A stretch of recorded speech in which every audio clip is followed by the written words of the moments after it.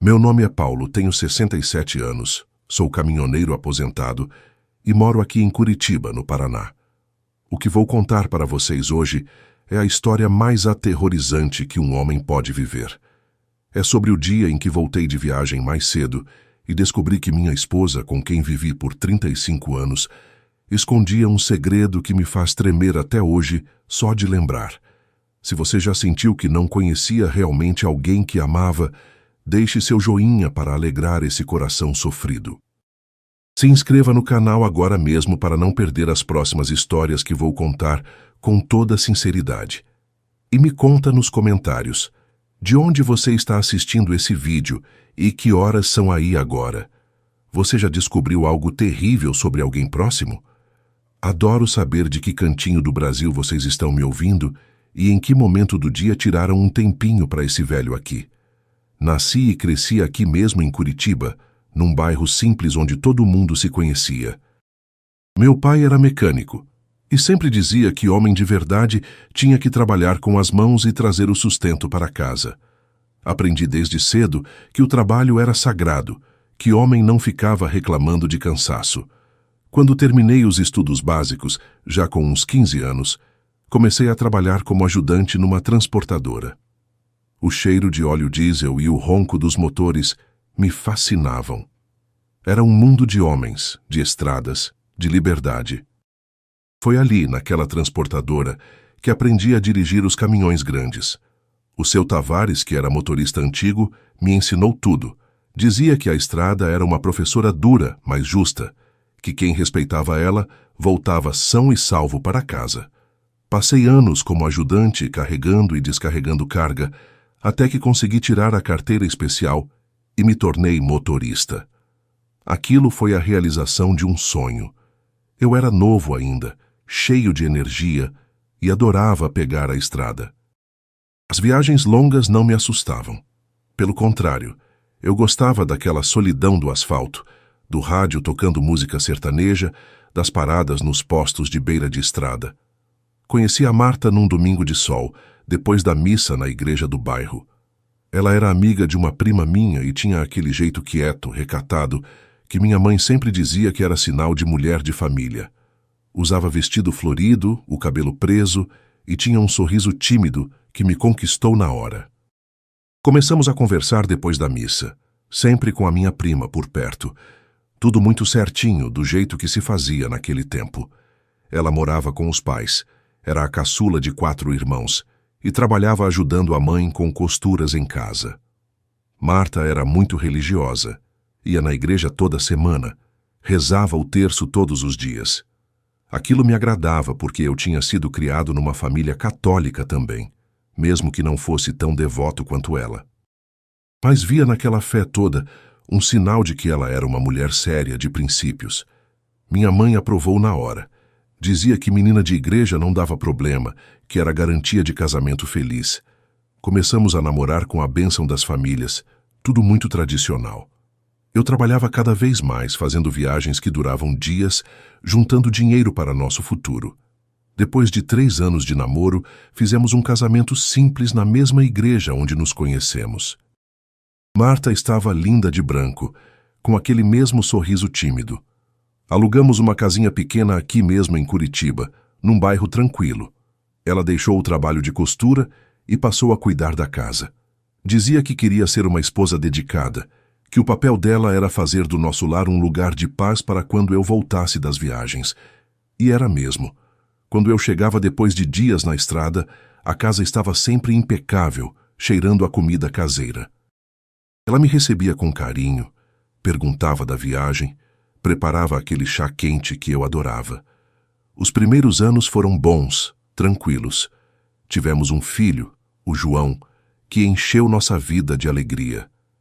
Marta era uma mãe dedicada, cuidava de tudo enquanto eu estava fora. E eu estava fora muito, é verdade. As viagens eram longas, às vezes ficava uma semana inteira na estrada. Mas era o trabalho que pagava as contas, que nos deu condições de comprar uma casa própria depois de alguns anos. Uma casa boa, com quintal e uma lavanderia espaçosa nos fundos, que era o orgulho da Marta. Ela adorava aquele espaço, Dizia que era perfeito para cuidar das roupas da família. Com o tempo, comecei a perceber que Marta estava cada vez mais envolvida com a igreja. Não era só a missa de domingo mais. Ela participava de grupos de oração, fazia retiros espirituais, passava horas lendo a Bíblia. Às vezes, quando eu chegava de viagem, a encontrava ajoelhada no quarto, rezando em voz alta, com uma intensidade que me deixava meio desconfortável. Mas eu pensava que era só uma fase, que cada um tem seu jeito de buscar conforto espiritual. Eu estava ocupado demais com o trabalho para prestar muita atenção. Marta também começou a fazer mais amizades na igreja e no bairro. Conhecia as vizinhas todas, sabia da vida de todo mundo. Vez ou outra, quando eu estava em casa, ela comentava sobre fulana que era fofoqueira, cicrana que era mal educada, beltrana que era perdida. Sempre tinha uma crítica, sempre achava defeito nas pessoas. Eu dava de ombros, achava que era só conversa de mulher, aquelas picuinhas de vizinhança que não significavam nada. Como eu estava errado, como eu era cego. Nosso casamento foi se acomodando naquela rotina. Eu na estrada, ela em casa. Eu trazendo o dinheiro, ela cuidando de tudo. Parecia que estava tudo certo, tudo no lugar. O João cresceu, estudou, saiu de casa.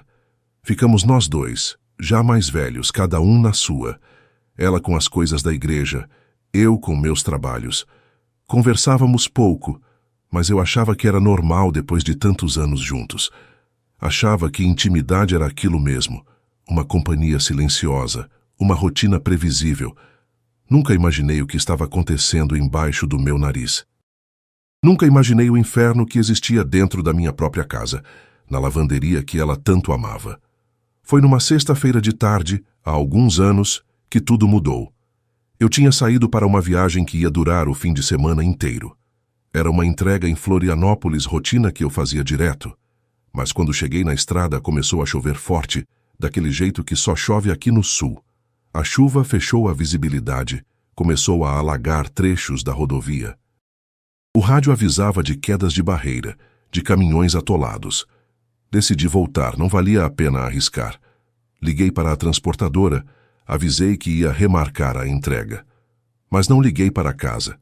Pensei em fazer uma surpresa para a Marta, chegar mais cedo, quem sabe até preparar um jantar junto, coisa que a gente não fazia há tempos. Quando estacionei o caminhão na frente de casa, já eram umas 2 da tarde. A rua estava quieta, todo mundo trabalhando, as crianças na escola. Abri o portão devagar, sem fazer barulho, e foi aí que percebi que algo estava estranho. Tinha música tocando alto dentro de casa, uma música gospel que eu não reconhecia.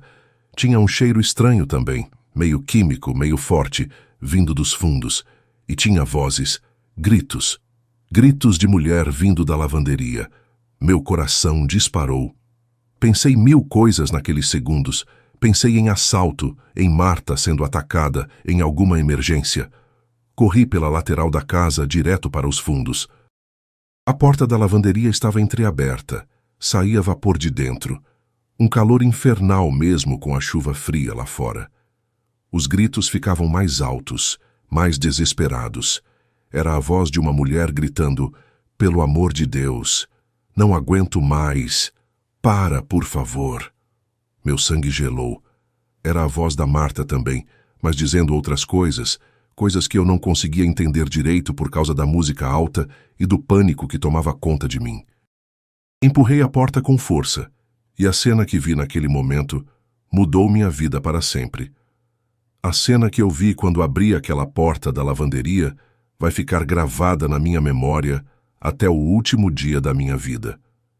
Tinha 5 mulheres sentadas em cadeiras de plástico, todas amarradas com aquelas correias de bagagem que eu usava no caminhão. Tinham panos cobrindo os rostos delas, mas dava para ver que estavam apavoradas pelos gritos abafados e pelos corpos tremendo. O chão estava molhado, cheio de poças de água misturadas com algo que parecia sangue. E no meio daquele horror, todo estava a Marta, minha esposa de 35 anos, segurando um ferro de passar roupa que soltava vapor, com o rosto completamente tranquilo, quase sorrindo. Quando ela me viu parado ali na porta, paralisado de choque, ela não demonstrou nem um pingo de surpresa ou medo. Pelo contrário, ela abaixou o ferro devagar, com todo cuidado, como se estivesse apenas interrompendo uma tarefa doméstica qualquer, e olhou para mim com aquela expressão serena que eu conhecia tão bem. Foi esse olhar calmo, essa normalidade absurda diante daquela cena infernal, que me fez perceber que algo estava profundamente errado com a mulher que eu achava que conhecia. Meu corpo inteiro tremeu, minhas pernas quase falharam, mas consegui falar, mesmo que minha voz saísse fraca e estrangulada. Marta? Meu Deus, Marta, o que você está fazendo? Eu mal conseguia acreditar no que estava vendo. As mulheres amarradas se mexiam desesperadas, tentando gritar através dos panos que cobriam seus rostos. Uma delas tinha marcas vermelhas nos braços, queimaduras recentes que ainda fumegavam. O cheiro que eu tinha sentido lá fora era de carne queimada misturado com produtos de limpeza. Meu estômago revirou, mas eu não conseguia tirar os olhos da Marta, esperando que ela me desse alguma explicação que fizesse sentido, que transformasse aquele pesadelo em algo compreensível. Ela suspirou, como se estivesse aborrecida com a interrupção, e falou com aquela voz doce que sempre usava comigo. Você chegou cedo demais, Paulo. Ia ser uma surpresa para você. Estava quase terminando meu trabalho do dia. Trabalho do dia. Ela falou isso como se estivesse passando roupas normalmente, como se aquelas mulheres amarradas e queimadas fossem apenas peças de roupa amassadas que precisavam ser arrumadas. Minha mente não conseguia processar. Eu abri e fechei a boca várias vezes, tentando formar palavras, mas nada fazia sentido. Será que eu estava tendo um pesadelo? Será que tinha batido o caminhão na estrada e estava em coma sonhando essa loucura toda? Surpresa? Marta, que surpresa! O que são essas mulheres? Por que elas estão amarradas? O que você fez com elas? Minha voz saiu mais alta agora, o choque dando lugar a um pânico crescente. Dei um passo para dentro da lavanderia e foi quando vi melhor os detalhes. Tinha uma mesa no canto com instrumentos arrumados em fileira, um caderno aberto com nomes escritos, uma Bíblia grande e gasta ao lado. As paredes tinham manchas escuras que pareciam antigas, como se aquilo não fosse a primeira vez que acontecia ali. Como eu nunca tinha visto aquilo antes! Como ela escondia tudo isso de mim! Marta colocou o ferro sobre a tábua de passar, ajeitou o cabelo atrás da orelha com um gesto delicado e começou a falar com aquela calma aterrorizante. Elas são as purificações, Paulo. Deus me escolheu para fazer sua obra de limpeza neste mundo sujo. Cada uma dessas mulheres aqui cometeu pecados terríveis, e eu fui chamada para purificá-las com fogo, assim como o Senhor purifica a prata na fornalha. Ela apontou para cada uma das mulheres enquanto falava, como se estivesse apresentando convidadas numa festa. Aquela ali é a Ivone, a vizinha da esquina que vive espalhando mentiras sobre as famílias do bairro. A língua dela é suja, precisa ser queimada para aprender a não pecar mais. Esta aqui é a Cleide do mercado, que sempre foi grossa e desrespeitosa, que humilhava os clientes pobres. O orgulho dela precisa ser destruído pelo fogo sagrado. A do meio é a professora Sônia, aquela que humilhou nosso João na frente da sala inteira, lembra? Ela causou tanto sofrimento ao nosso filho, merece sentir na pele o que é sofrer. Aquela ali é a Jéssica, a secretária daquela transportadora onde você trabalhou, a que ficava te cantando descaradamente, sem respeito pelo nosso casamento. E esta última é a Rosângela, da igreja, que se acha santa, mas vive julgando todo mundo. Eu não conseguia respirar direito. Minha cabeça rodava tentando entender o que estava ouvindo. A Marta conhecia essas mulheres. Ela tinha convivido com elas, planejado isso tudo, trazido elas para dentro da nossa casa. Marta, você enlouqueceu? Isso é loucura! Você está torturando pessoas. Essas mulheres têm família, têm vida. Você não pode fazer isso. Eu gritava agora, me aproximando dela, mas ela levantou a mão pedindo calma, como uma professora paciente com um aluno agitado. Não é loucura, meu amor. É justiça divina. Deus me falou em sonhos. Me mostrou quem eram as pecadoras que precisavam ser purificadas. Cada uma dessas mulheres foi marcada pelo Senhor, e eu sou apenas seu instrumento.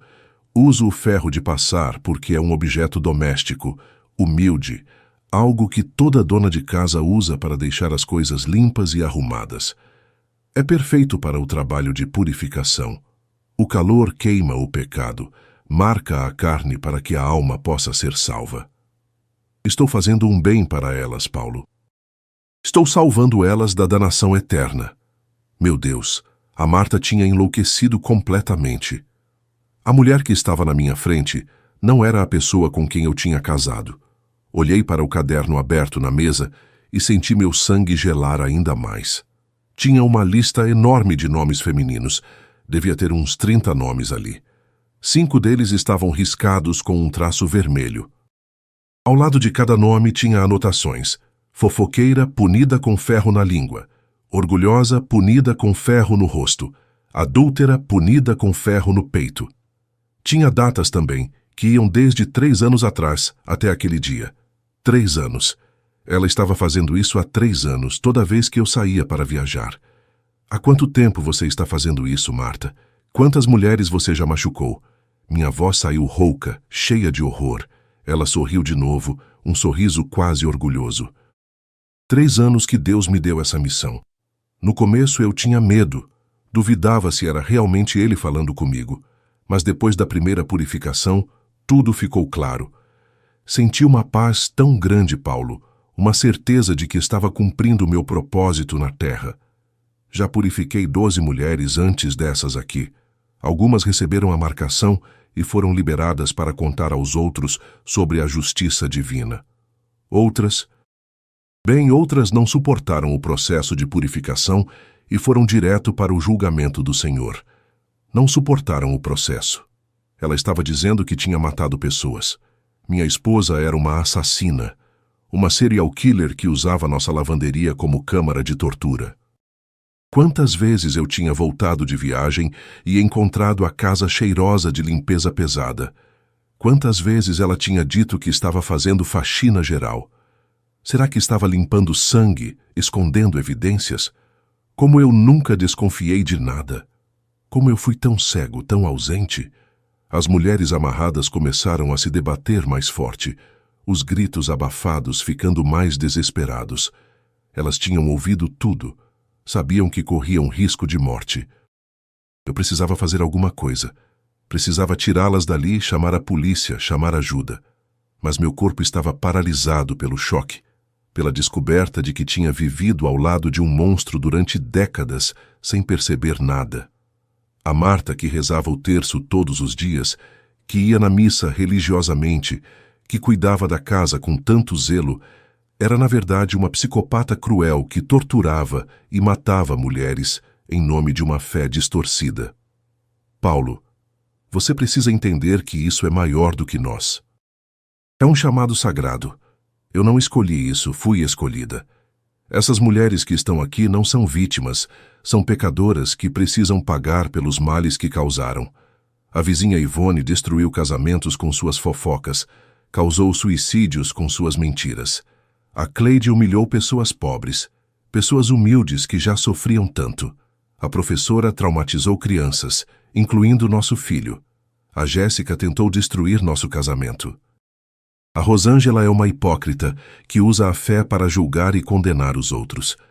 Todas elas merecem a purificação que estou fazendo. E sabe de uma coisa? Quando eu coloco o ferro quente na pele delas e elas gritam, eu sinto que Deus está sorrindo para mim, me dando força para continuar. A frieza com que ela falava, a convicção absoluta na voz dela, era mais assustadora do que os gritos ou o cheiro de carne queimada. Ela realmente acreditava que estava fazendo a coisa certa. Não tinha nenhum remorso, nenhuma dúvida, nenhuma consciência de que aquilo era monstruoso. Olhei para aquela mulher que tinha dormido ao meu lado por 35 anos e não reconheci nada nela. Era como se uma estranha tivesse roubado o corpo da Marta e estivesse usando ele para fazer essas atrocidades. Marta, eu vou soltar essas mulheres agora e vou chamar a polícia. Você está doente. precisa de ajuda, precisa de tratamento. Isso que você está fazendo é assassinato, é tortura. Não tem nada de divino nisso. É horror puro. Dei um passo em direção às mulheres amarradas, mas Marta se moveu rápido, pegou o ferro quente de novo e segurou na minha frente como uma arma. Não se atreva, Paulo. Não atreva a interferir no trabalho de Deus. Essas mulheres vão completar o processo de purificação e depois você vai entender. Você vai ver como elas saem daqui transformadas, limpas dos pecados. E se você tentar me impedir, vai estar se colocando contra o plano divino. Os olhos dela brilhavam com um fanatismo que me gelou até os ossos. Será que ela seria capaz de me atacar também? Será que eu também estava em perigo? Mas olhando para aquelas 5 mulheres aterrorizadas, ouvindo os gritos sufocados delas, sabendo que a Marta já tinha matado outras antes, eu soube que precisava agir mesmo que significasse me colocar em risco. Naquele momento, olhando para o ferro quente na mão da Marta e para aquelas 5 mulheres que dependiam de mim para sobreviver, algo despertou dentro de mim. Era uma mistura de raiva, medo e uma coragem que eu não sabia que tinha.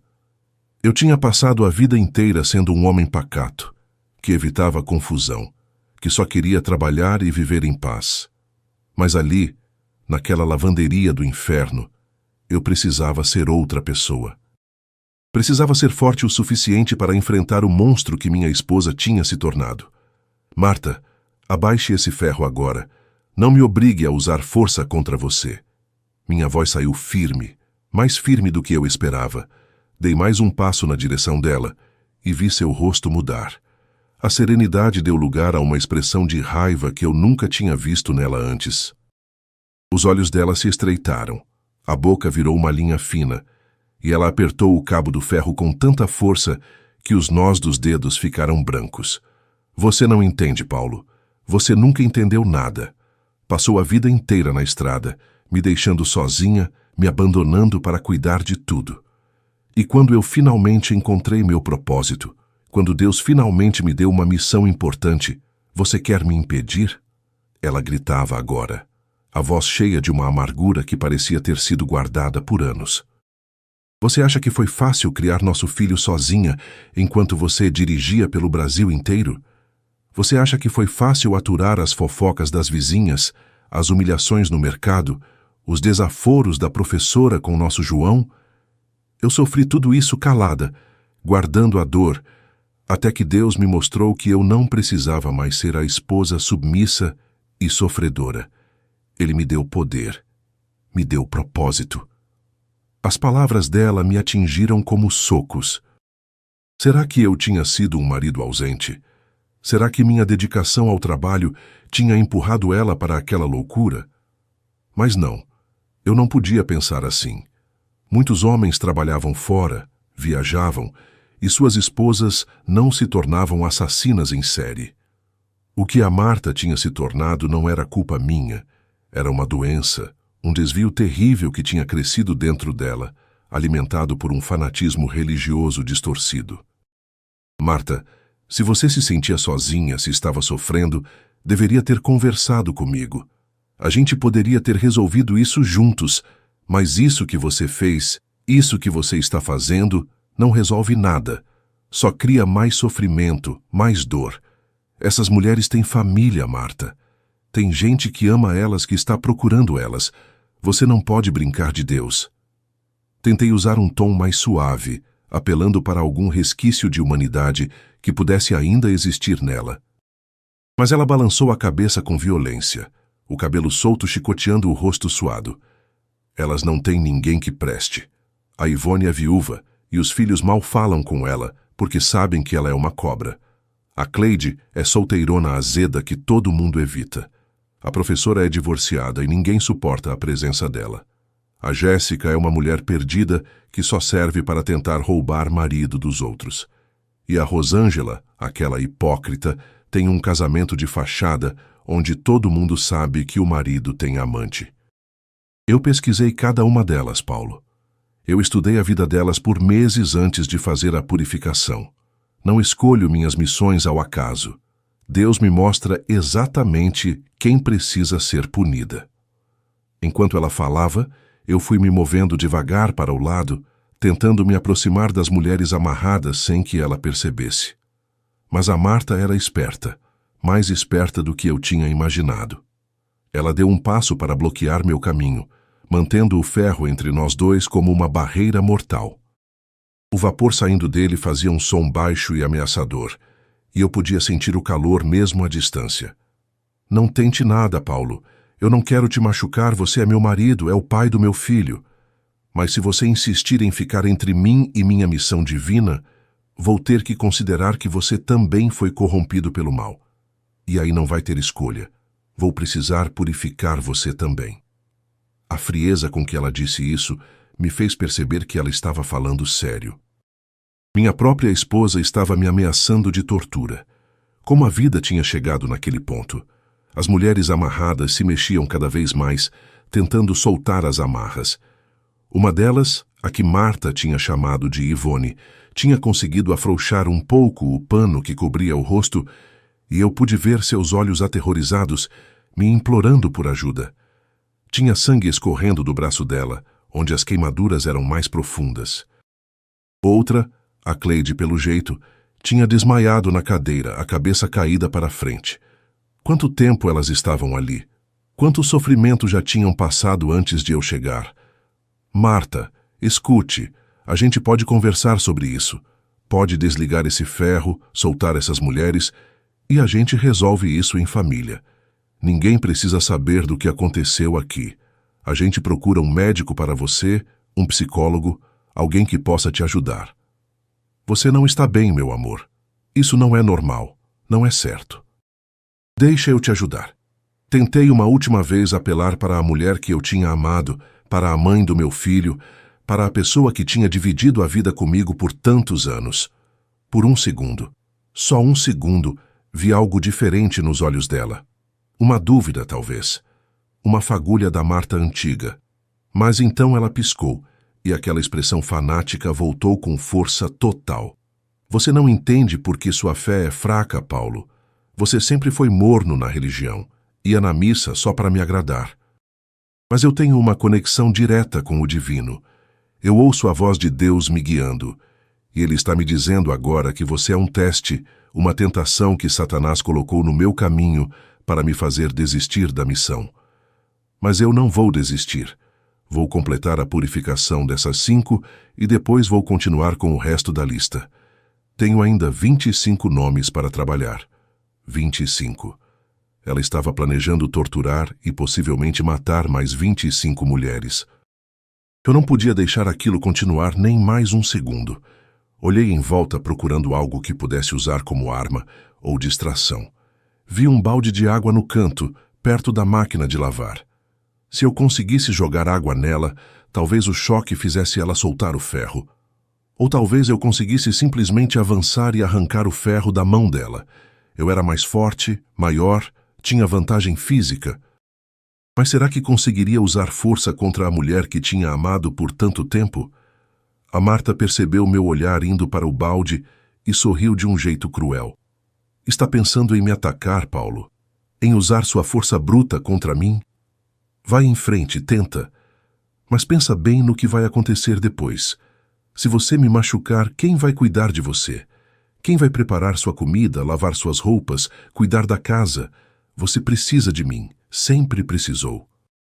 Sou eu quem mantém sua vida organizada enquanto você sai por aí dirigindo. E pensa também no João. O que você vai dizer para nosso filho? Que o pai dele agrediu a mãe, que destruiu a família. Ela estava tentando me manipular, usando nossa vida em comum como arma contra mim. Mas eu não podia mais cair naquilo. Nosso casamento tinha acabado no momento em que eu abri aquela porta e vi o horror que ela era capaz de fazer. Não tinha mais volta. Não tinha mais como fingir que éramos uma família normal, um casal comum de velhos que ia envelhecer junto e tranquilo. O João precisa saber a verdade sobre você, Marta. Precisa saber que tipo de mãe ele tem. E eu preciso viver com minha consciência em paz, sabendo que fiz a coisa certa quando descobri o que você era. Respirei fundo, juntando coragem para o que precisava fazer. Agora, Abaixe esse ferro e se afaste dessas mulheres. Não vou pedir de novo. Ela riu, uma risada aguda e sem humor. Ou o quê, Paulo? O que você vai fazer? Me bater, me matar? Você não tem coragem. Você nunca teve coragem para nada na vida, além de dirigir um caminhão em linha reta. Sempre foi um homem fraco, covarde, que fugia para a estrada sempre que tinha qualquer problema em casa. Acha que eu não sabia que você ficava mais tempo fora do que precisava, só para não ter que lidar comigo? Acha que eu não percebia como você evitava conversas profundas, como fingia estar cansado demais para me dar atenção? Você me empurrou para os braços de Deus, Paulo. Você me deixou tão sozinha que só me restou buscar conforto na fé. E foi na fé que encontrei minha verdadeira razão de existir. As palavras dela doíam porque tinham um fundo de verdade. Eu tinha sido ausente. Tinha usado o trabalho como desculpa para não enfrentar os problemas do casamento. Quantas vezes a Marta tinha tentado conversar comigo sobre coisas importantes e eu tinha dado uma desculpa de que estava cansado da viagem. Quantas vezes eu tinha visto sinais de que algo não estava bem com ela e simplesmente ignorei porque era mais fácil fingir que estava tudo certo. Mas agora não era hora de me punir com culpa. Agora era hora de agir. Fiz menção de me mover para a esquerda, e quando a Marta acompanhou meu movimento com o ferro, me joguei rápido para a direita, em direção ao balde de água. Consegui agarrar ele e joguei o conteúdo na direção dela. A água atingiu seu braço e parte do corpo, e ela gritou de susto, o ferro escapando da mão dela e caindo no chão com um barulho metálico. Aproveitei a confusão e avancei, segurando os braços dela e empurrando ela contra a parede, longe das mulheres amarradas. Me solta, Paulo. Você não sabe o que está fazendo. Está interferindo no plano divino. Ela gritava e se debatia com uma força surpreendente para uma mulher da idade dela. As unhas dela arranharam meu rosto. O joelho dela acertou minha coxa, mas eu segurei firme, usando todo o meu peso para mantê-la imobilizada. Com uma das mãos, consegui pegar o celular do bolso e discar para a emergência. Alô? Alô? Preciso de polícia urgente na Rua das Hortênsias. Número... Marta, para de gritar. Número 247. Tem mulheres amarradas, tem uma situação de tortura, por favor, venham rápido. Mal consegui passar as informações enquanto lutava para manter a Marta contida. Ela mordia, arranhava, cuspia, completamente tomada por uma fúria que parecia sobre-humana. Depois de o que pareceu uma eternidade, mas devem ter sido poucos minutos, ouvi a sirene se aproximando. A Marta também ouviu e parou de se debater, o corpo ficando mole nas minhas mãos. Quando olhei para o rosto dela, vi lágrimas escorrendo, mas não eram lágrimas de remorso ou medo. Eram lágrimas de raiva, de frustração por ter sido interrompida. Você destruiu tudo, Paulo. Destruiu a obra mais importante da minha vida. Deus nunca vai te perdoar por isso, e eu também não. Aquelas foram as últimas palavras que minha esposa me disse antes da polícia entrar. Os policiais entraram na lavanderia com as armas em punho, gritando para que eu soltasse a Marta e me afastasse. Por um segundo, naquela confusão toda, eles devem ter pensado que eu era o criminoso. Mas quando viram as 5 mulheres amarradas, as queimaduras, o ferro de passar ainda fumegante no chão, o caderno com a lista de nomes, a expressão deles mudou completamente. Era uma mistura de choque, nojo e incredulidade. Um dos policiais, um rapaz novo que parecia estar na primeira ocorrência grave da vida, saiu correndo da lavanderia e vomitou no quintal. Soltei a Marta e me afastei, as pernas tremendo tanto que quase caí. 2 policiais foram correndo socorrer as mulheres, tirando os panos dos rostos delas, cortando as amarras, chamando a ambulância pelo rádio. Os gritos de alívio e desespero delas encheram o ar. A Ivone, que estava mais consciente, apontou para a Marta e gritou entre soluços: "Ela é o demônio em forma de mulher. Ela me queimou, me torturou, dizia que estava salvando minha alma." A Cleide, que tinha desmaiado, estava sendo reanimada por um policial que aplicava primeiros socorros. Enquanto isso, A Marta estava estranhamente calma. Quando os policiais pediram que ela colocasse as mãos para trás para ser algemada, ela obedeceu sem resistência, com aquele mesmo sorriso sereno no rosto. Vocês não entendem o que estão fazendo. Estão prendendo uma serva de Deus. Mas não tem problema. O Senhor me libertará no momento certo. Ele sempre cuida dos seus escolhidos.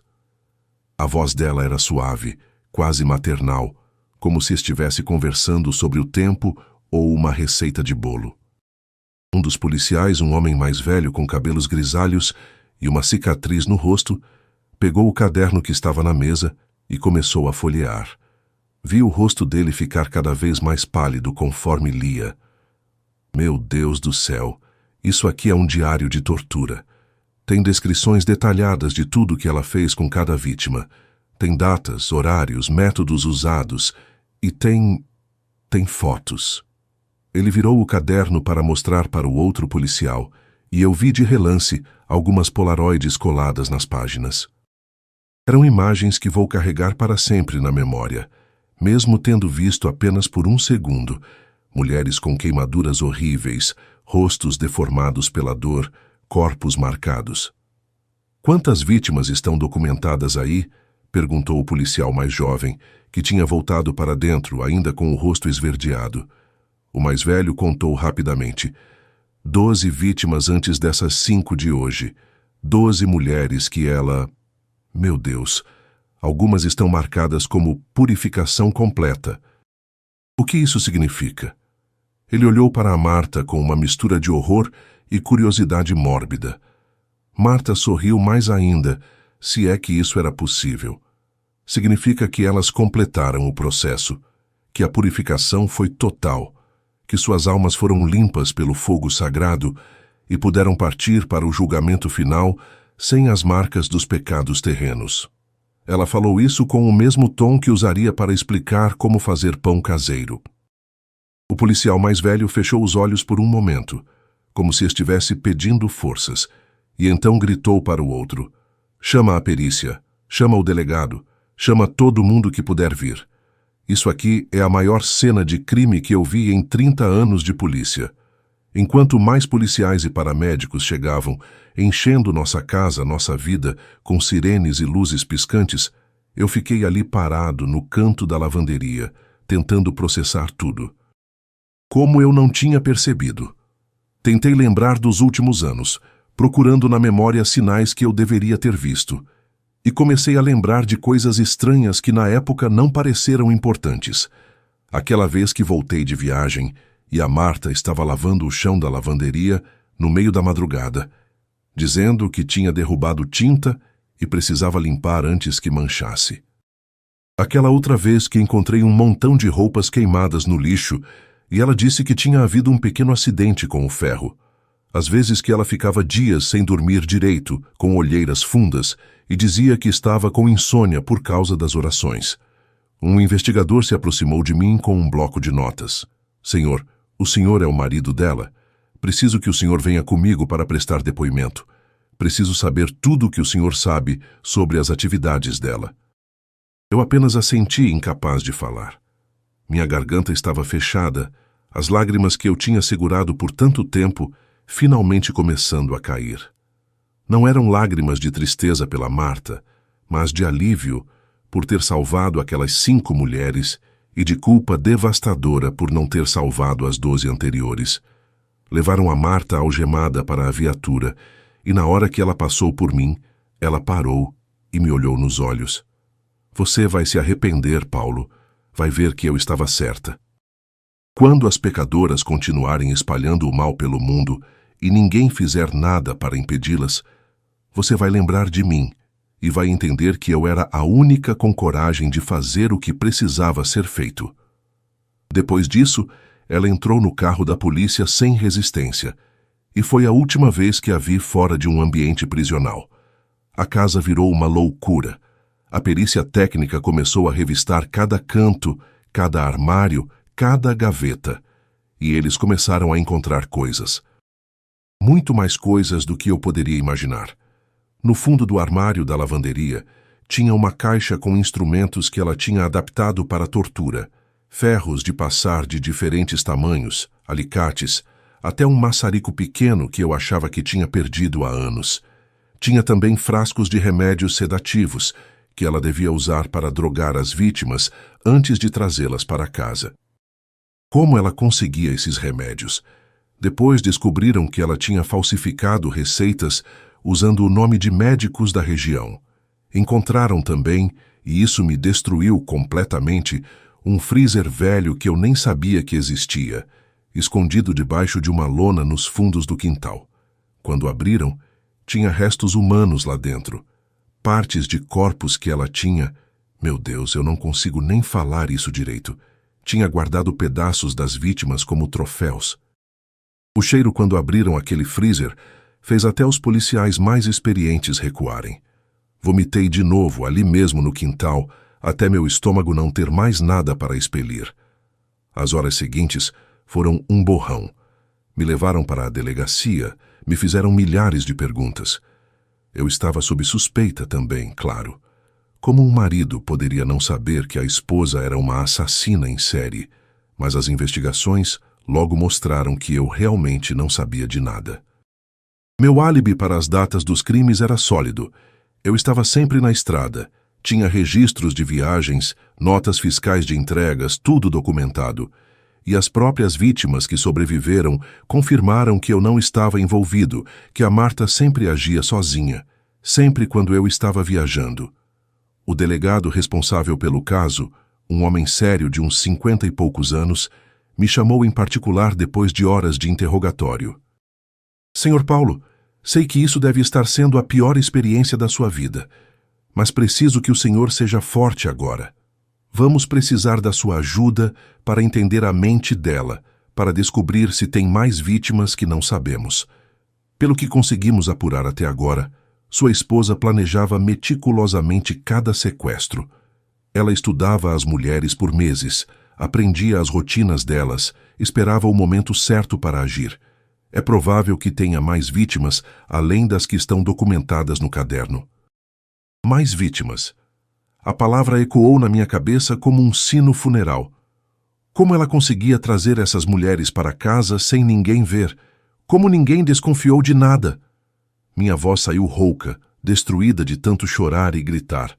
O delegado suspirou pesadamente. Ela era extremamente cuidadosa. Escolhia mulheres que moravam sozinhas ou que tinham poucos vínculos sociais. Usava sedativos potentes para deixá-las inconscientes antes de trazê-las em um carrinho de feira coberto, como se estivesse transportando compras pesadas. Os vizinhos viram ela fazendo isso várias vezes, mas ninguém achou estranho. Era apenas a Dona Marta, a esposa do caminhoneiro, voltando do mercado.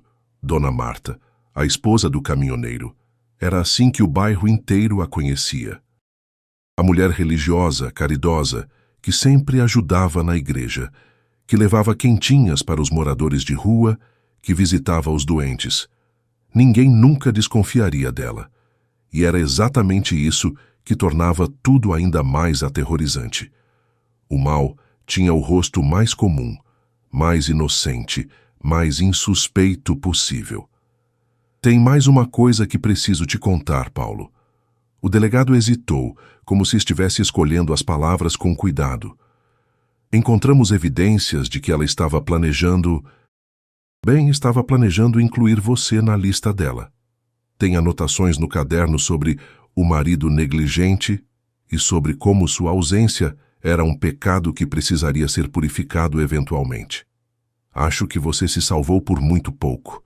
Se não tivesse voltado hoje, se não tivesse interrompido ela, é bem provável que em algum momento futuro você também se tornasse uma vítima. O chão desapareceu debaixo dos meus pés. A Marta estava planejando me matar. A mulher com quem eu tinha dividido a cama por 35 anos, a mãe do meu filho, estava planejando me torturar e assassinar. Eu não era nem o marido dela mais. Era apenas mais um nome numa lista de pecadores que precisavam ser punidos. E o pior é que parte de mim entendia a lógica distorcida dela. Eu tinha sido ausente, tinha sido negligente, tinha falhado como companheiro. Mas isso não justificava nada, absolutamente nada do que ela tinha feito. Quando finalmente me liberaram, já era madrugada. Voltei para casa, ou para o que sobrou dela. A polícia tinha isolado a propriedade inteira como cena de crime. Não podia entrar, não podia pegar nada. Fiquei ali parado na calçada, olhando para a casa onde tinha vivido tantos anos, onde tinha tido momentos felizes, onde tinha criado meu filho. E agora aquela casa era conhecida como a Casa dos Horrores, o matadouro da lavanderia, a Casa da Purificadora. Os jornais já estavam chegando, os repórteres já cercavam o local. Precisei ser escoltado por policiais, para sair dali sem ser atacado por câmeras e microfones. Passei aquela noite, e muitas outras depois, num hotel barato do outro lado da cidade. Não conseguia dormir. Toda vez que fechava os olhos, via o rosto da Marta sorrindo enquanto segurava o ferro quente, ouvia os gritos abafados das mulheres, sentia o cheiro de carne queimada. Tinha pesadelos onde eu estava amarrado numa daquelas cadeiras e a Marta vinha em minha direção com o ferro em brasa, dizendo que finalmente tinha chegado minha hora de purificação. Os dias seguintes foram um inferno de uma forma completamente diferente do que tinha vivido naquela sexta-feira. A história se espalhou como fogo pela cidade inteira e logo estava nos noticiários nacionais. Serial Killer de Curitiba, a Purificadora, o Anjo da Morte da Lavanderia, eram alguns dos apelidos que a imprensa deu para a Marta. Minha cara aparecia em todos os jornais também, como o marido que não sabia de nada, o homem cego que viveu com um monstro sem perceber. Tinha gente que acreditava na minha inocência, mas tinha muita gente que me culpava também. Recebi ameaças de morte. Ligações no meio da madrugada de gente xingando, dizendo que eu era cúmplice, que devia estar preso junto com ela. Tive que trocar de número 3 vezes. As redes sociais, que eu nem usava direito, estavam cheias de teorias sobre mim. Diziam que eu sabia de tudo, que ajudava ela a escolher as vítimas, que era tudo mentira minha sobre ter descoberto por acaso. Teve até gente criando abaixo-assinado pedindo minha prisão. A vida como eu conhecia tinha acabado completamente. O pior de tudo foi ter que contar para o João. Meu filho morava em São Paulo. Tinha construído uma vida longe daqui, era casado e tinha 2 filhos pequenos. Quando liguei para ele naquele sábado de manhã, um dia depois da descoberta, minha voz mal saía. João, preciso te contar uma coisa. É sobre sua mãe. Ela fez coisas terríveis, meu filho. Coisas que eu nunca imaginei que um ser humano fosse capaz de fazer. Contei tudo para ele. Ouvi o silêncio mortal do outro lado da linha e depois ouvi meu filho adulto chorar como uma criança. Ele veio para Curitiba imediatamente, deixou a família em São Paulo e pegou o primeiro voo. Quando nos encontramos no hotel onde eu estava hospedado, nós 2 apenas nos abraçamos e choramos por horas. Como a gente não viu, pai? Como a gente viveu com ela e não percebeu que ela era capaz disso? O João se culpava também, e eu não tinha resposta para dar. Não tinha explicação que fizesse sentido. A Marta tinha sido uma mãe presente, carinhosa mesmo. Nunca tinha demonstrado violência contra ele. Como ela separava tão bem as 2 faces dela? Juntos, eu e o João fomos visitar as vítimas que sobreviveram no hospital. Foi uma das coisas mais difíceis que já fiz na vida. A Ivone, a vizinha que a Marta chamava de fofoqueira, estava internada com queimaduras de 3º grau em vários lugares do corpo. Quando me viu entrar no quarto, ela começou a gritar apavorada, achando que eu tinha vindo terminar o trabalho da Marta.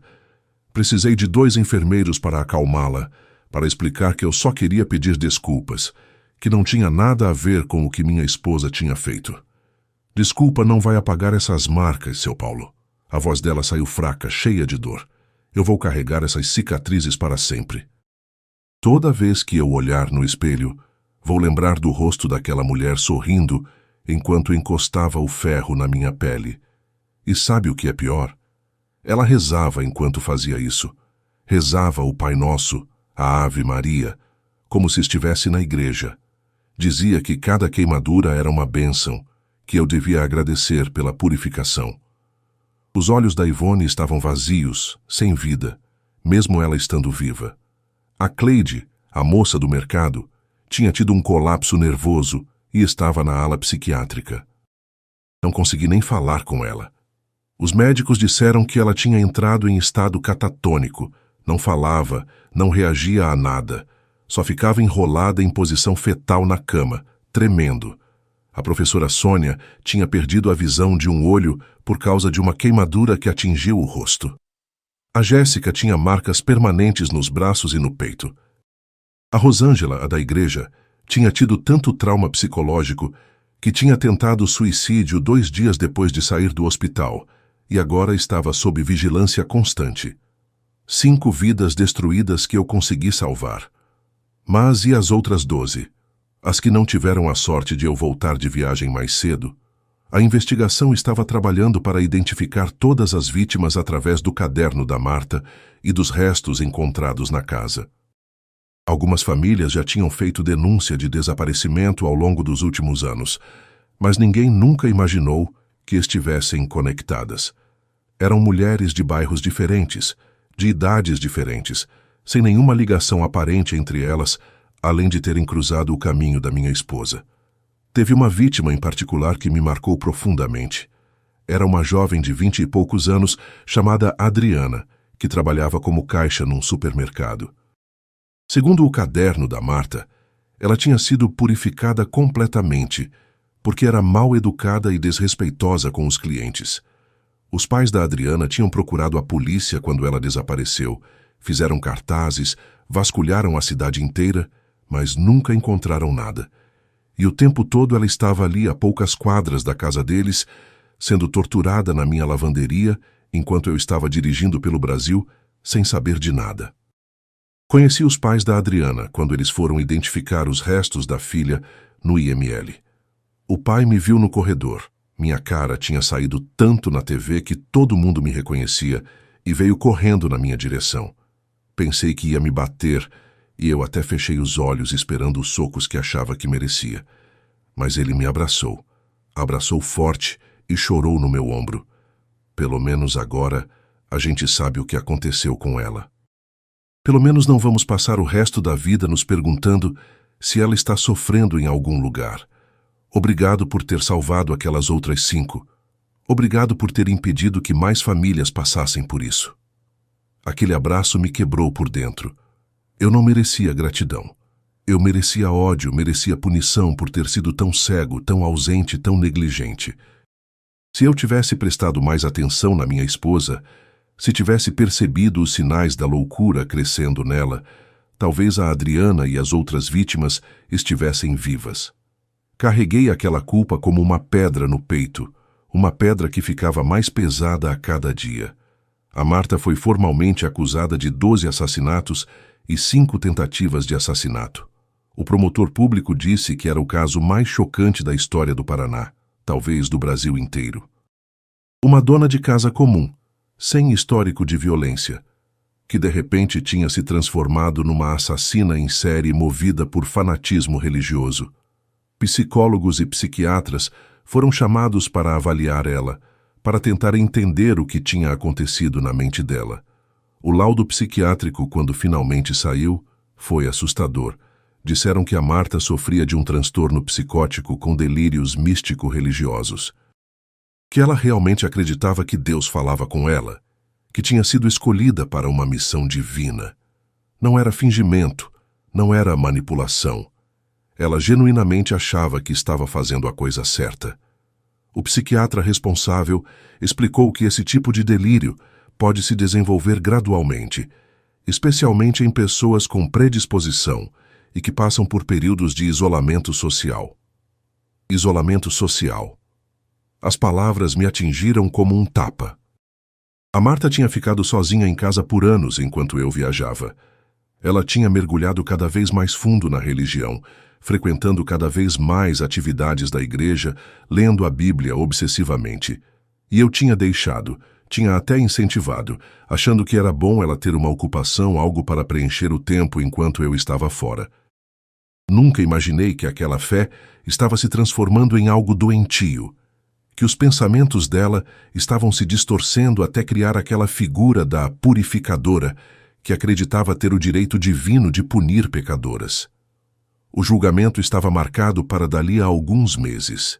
Eu ia ter que testemunhar, ia ter que sentar numa sala de tribunal e falar sobre a minha vida com aquela mulher, sobre como não percebi nada, sobre o dia em que descobri o horror. A defesa dela ia alegar insanidade mental, obviamente. Queriam que ela fosse declarada inimputável e internada num hospital psiquiátrico em vez de ir para a prisão. O promotor, por outro lado, queria prisão perpétua, o máximo que a lei brasileira permitia. Enquanto tudo isso se desenrolava, eu precisava lidar com a vida prática. A casa tinha sido liberada pela perícia, mas estava completamente destruída. A perícia tinha arrancado pedaços de parede procurando evidências, tinha levantado o piso da lavanderia, tinha revirado tudo. E mesmo que não tivessem destruído nada, eu jamais conseguiria morar ali de novo. Cada canto daquela casa tinha se tornado um lembrete do horror. Coloquei ela à venda, mas quem ia querer comprar a casa dos horrores? Mesmo baixando o preço drasticamente, ninguém se interessou. O João sugeriu que eu me mudasse para São Paulo, para ficar perto dele e da família. Pai, aqui em Curitiba o senhor nunca vai ter paz. Todo mundo conhece sua cara, todo mundo vai ficar te julgando.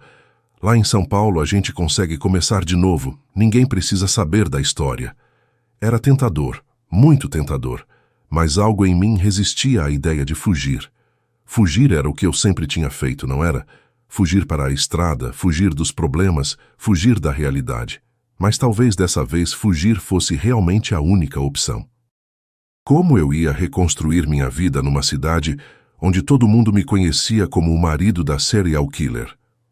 Como ia arrumar emprego, fazer amizades, ter qualquer tipo de vida normal? Cada vez que eu saía na rua, sentia os olhares, os sussurros, os dedos apontando. Olha lá o marido da purificadora. Como ele não sabia de nada. Deve ser cúmplice também. Não importava quantas vezes a polícia tinha confirmado minha inocência, sempre ia ter gente duvidando. Foi num desses dias, caminhando sem rumo pela cidade, tentando clarear a cabeça, que aconteceu algo que me fez tomar uma decisão. Parei num bar pequeno para tomar um café e ouvi dois homens na mesa ao lado conversando. Dizem que o marido dela continua por aqui. Que cara de pau, né? Eu, no lugar dele, tinha sumido, ou tinha vergonha na cara de ter vivido com aquela psicopata. O outro respondeu: dizem que ele sabia de tudo, que a polícia é que foi incompetente e não conseguiu provar. Gente assim devia estar preso também. Levantei, paguei o café que nem tinha tocado e saí dali com uma certeza: eu precisava desaparecer. Precisava ir para um lugar onde ninguém me conhecesse, onde pudesse tentar reconstruir algum tipo de vida longe das sombras do que a Marta tinha feito. Liguei para o João naquela mesma noite e aceitei a oferta dele. Ia me mudar para São Paulo assim que o julgamento terminasse. Ia mudar meu sobrenome se fosse possível. Ia tentar virar outra pessoa, alguém que não carregasse aquele peso terrível de ser conhecido como o marido da purificadora. Mas antes de ir embora, eu tinha uma última coisa que precisava fazer. Precisava olhar nos olhos da Marta mais uma vez e perguntar o porquê. A visita à cadeia foi a coisa mais difícil que já fiz na vida. Precisei de autorização especial porque ainda éramos casados legalmente, e ela estava numa ala de segurança máxima esperando o julgamento. Me revistaram completamente, passei por detectores de metal, assinei termos dizendo que entendia os riscos. Quando me levaram para a sala de visitas, com aquele vidro grosso no meio e os telefones de cada lado, minhas mãos tremiam tanto que mal conseguia segurar a bolsa. Quando a Marta entrou, escoltada por duas guardas, levei um choque. Ela estava com o cabelo todo branco, completamente branco, quando antes tinha apenas alguns fios grisalhos. Tinha emagrecido muito, o uniforme laranja da prisão caindo frouxo no corpo. Mas o que mais me assustou foram os olhos. Tinham aquele mesmo brilho fanático, aquela mesma serenidade perturbadora. A prisão não tinha mudado nada na cabeça dela. Ela sentou do outro lado do vidro, pegou o telefone e sorriu para mim. Sorriu.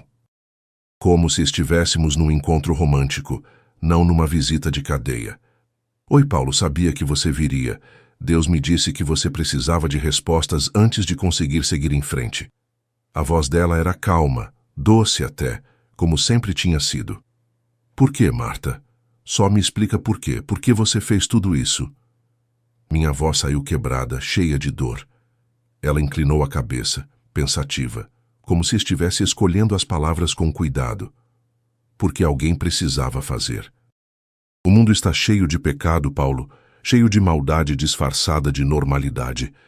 Essas mulheres que eu purifiquei não eram vítimas inocentes. Eram agentes do mal, espalhando sofrimento por onde passavam. A Ivone destruía famílias com suas fofocas.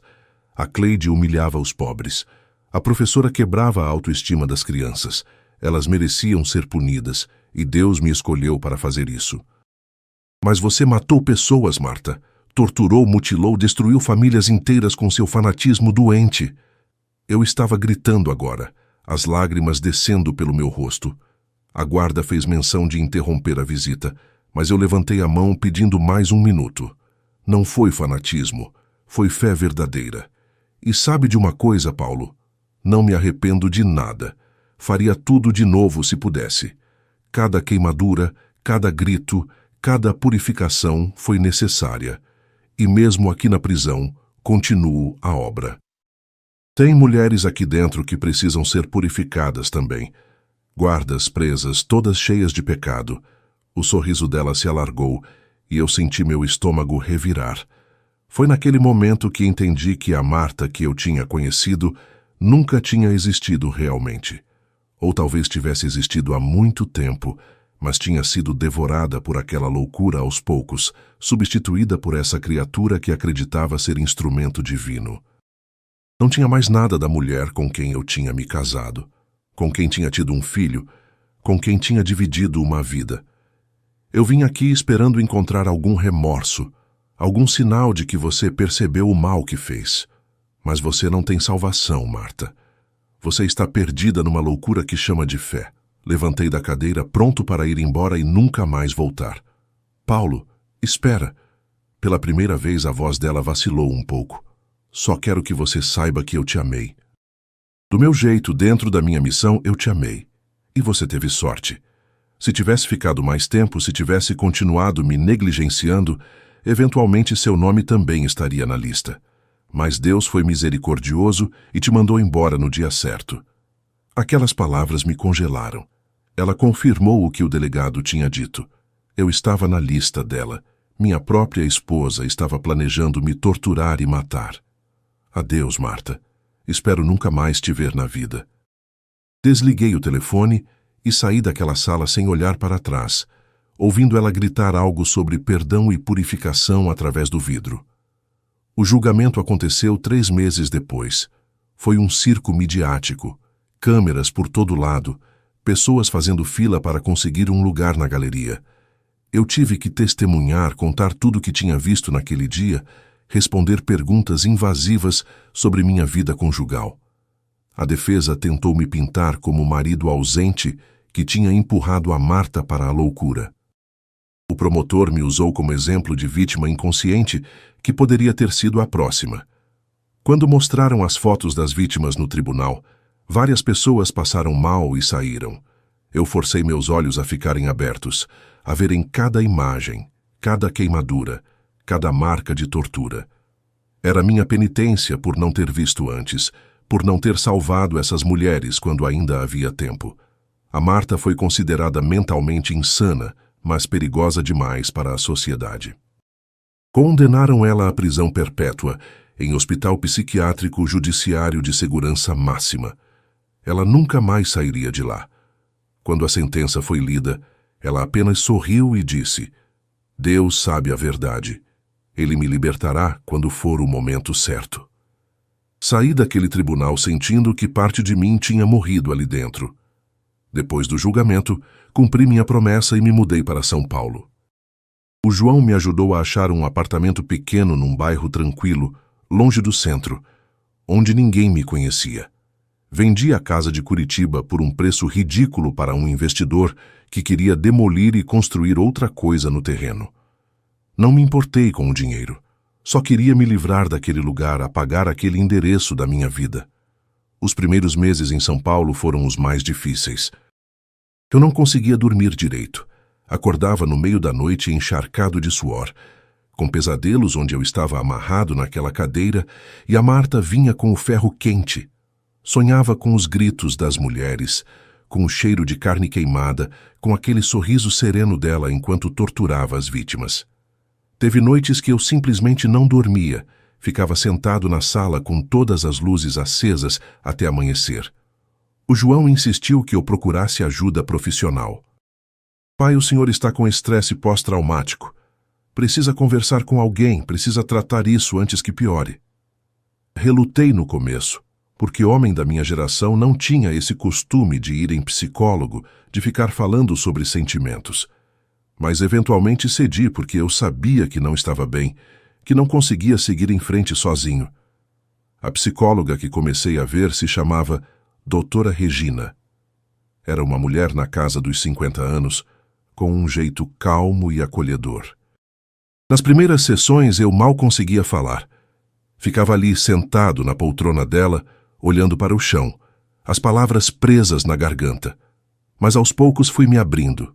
Fui contando tudo, não só sobre o dia da descoberta, mas sobre os anos de casamento, sobre como eu tinha sido ausente, sobre a culpa que me consumia. Paulo, você precisa entender uma coisa. A voz da doutora Regina era firme, mas gentil. Você não é responsável pelas escolhas que a Marta fez. Você pode ter sido um marido ausente, pode ter falhado em perceber os sinais, mas quem torturou e matou aquelas mulheres foi ela, não você. A culpa é dela, não sua.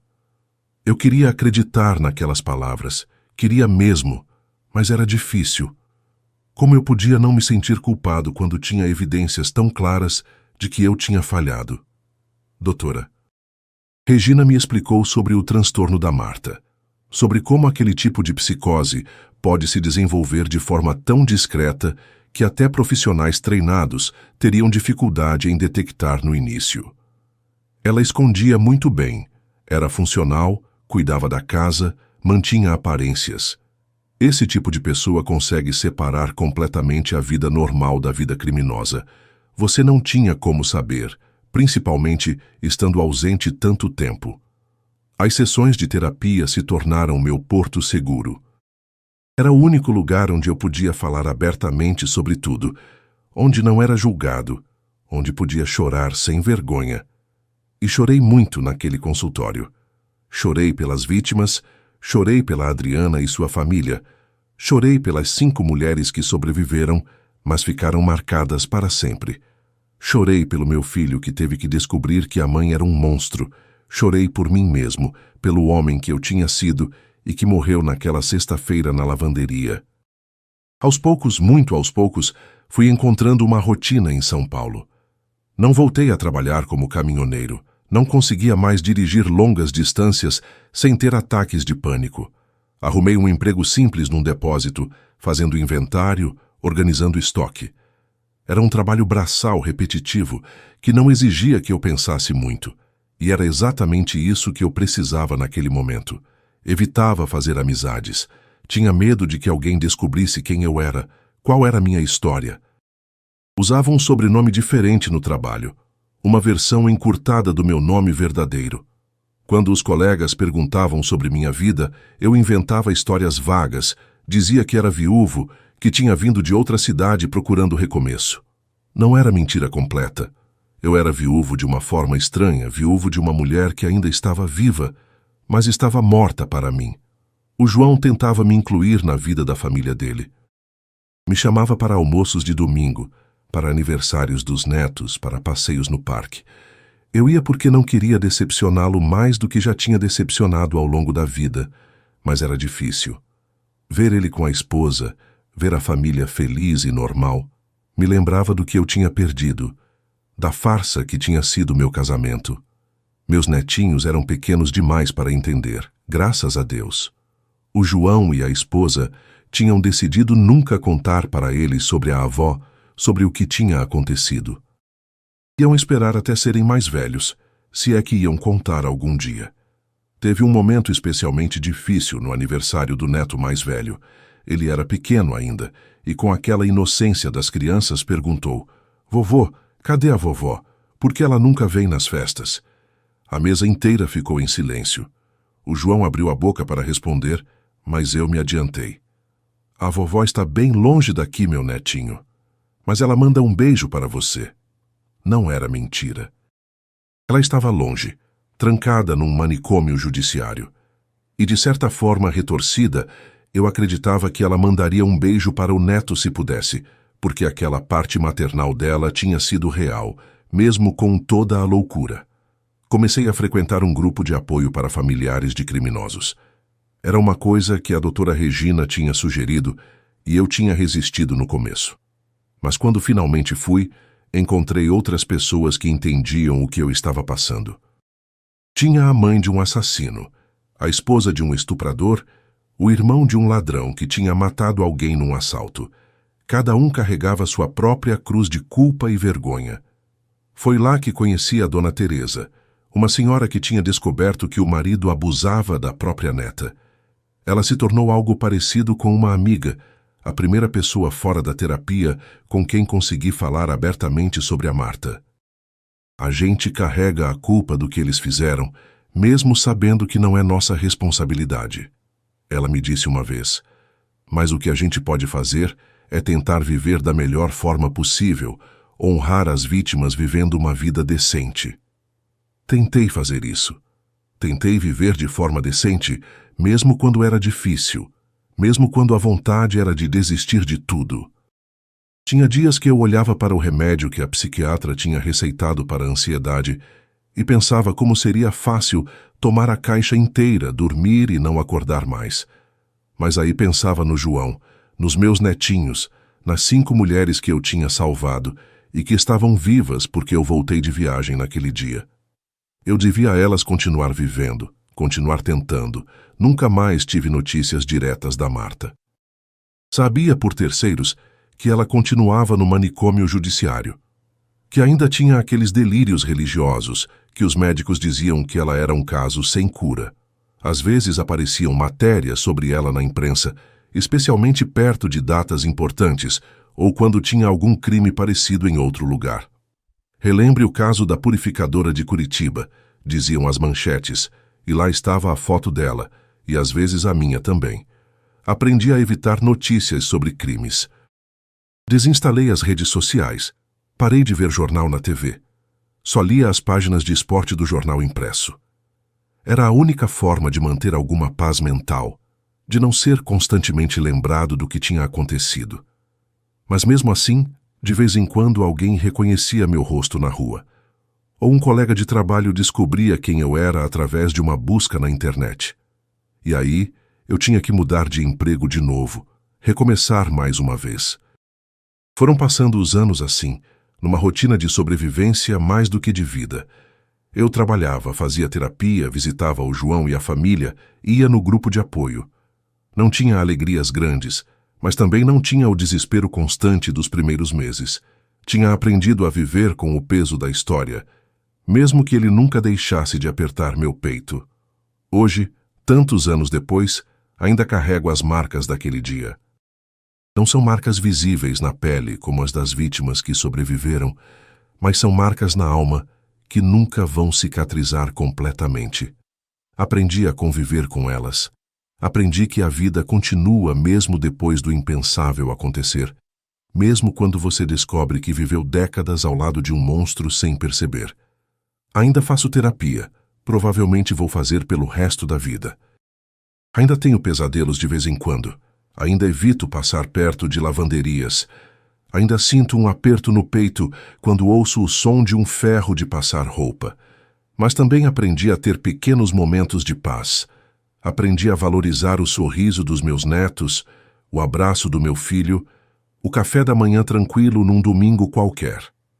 A Marta continua internada no manicômio judiciário. Soube que ela agora tem demência, que mal reconhece as pessoas, que passa os dias rezando num canto. Parte de mim sente pena da mulher que ela foi antes da loucura tomar conta, mas a maior parte de mim só sente alívio de que ela nunca mais vai poder machucar ninguém.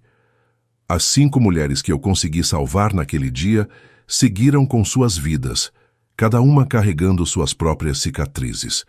Soube que algumas fizeram terapia intensiva, outras se mudaram de cidade. Uma delas escreveu um livro sobre a experiência. Nunca mais falei com nenhuma delas pessoalmente. Acho que minha presença só traria lembranças dolorosas, mas penso nelas sempre. Agradeço a Deus por ter voltado de viagem naquele dia, por ter chegado a tempo de salvá-las. O que aprendi com tudo isso? Aprendi que o mal pode usar qualquer máscara, até a de uma dona de casa religiosa. Aprendi que, às vezes, a pessoa que dorme ao seu lado é uma completa estranha. Aprendi que negligência emocional pode ter consequências que a gente nunca imagina. E aprendi, principalmente, que a vida pode mudar completamente num único segundo, quando você abre uma porta e encontra o inferno do outro lado. Se essa história de descobrir algo terrível sobre alguém que você amava tocou seu coração de alguma forma, deixe aquele joinha para alegrar esse velho. Se inscreva no canal para ouvir mais histórias verdadeiras que vou contar com toda sinceridade. E me conta nos comentários de onde você está assistindo esse vídeo e que horas são aí agora. Você já descobriu algum segredo chocante sobre alguém próximo? Como lidou com isso? Esse vovô aqui fica feliz em saber quem está do outro lado me escutando e em que momento do dia você tirou um tempinho para essa história. Um abraço bem apertado do tamanho do meu coração partido, mas que ainda bate.